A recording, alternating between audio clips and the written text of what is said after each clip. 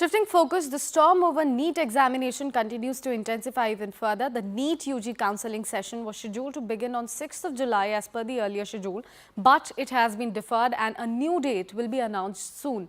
Now, meanwhile, Health Ministry, which conducts the counselling session, has said that the date of NEET UG counselling has not been notified yet. Hence, the news of its deferment is out of question so far. It further said that counselling session begins only after notification from Medical Counselling Committee. This has again started the political blame game, with the Congress slamming the centre, alleging incompetence and stating that the situation is only getting worse with time.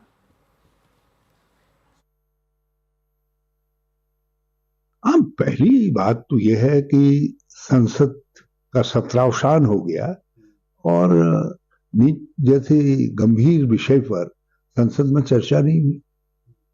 एक अपेक्षा थी, लाखों लोगों के, लाखों नौजवानों की अपेक्षा थी, उनके अभिभावकों की अपेक्षा थी।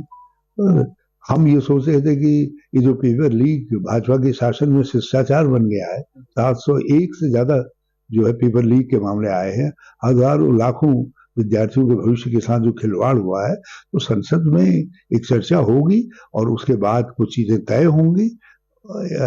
भविष्य में ऐसी घटनाएं नहीं होंगी, उसके लिए देश को भी और नौजवानों को भी आश्वस्त किया जाएगा। ऐसा नहीं हो सका। राहुल गांधी जी बराबर उठाते रहे, लेकिन चर्चा नहीं होने दी गई और सत्रावसान कर दिया गया। रीटेस्ट ऑर्डर कर दिया। आज फिर से ये काउंसलिंग को पोस्टपोन किया गया है, तो definitely there is more to it than meets the eye. इस पे जांच होनी चाहिए, वो तो एक चीज़ है ही, बट शिक्षा मंत्री को भी कोई अधिकार नहीं है अपने पद पे बने रहने का।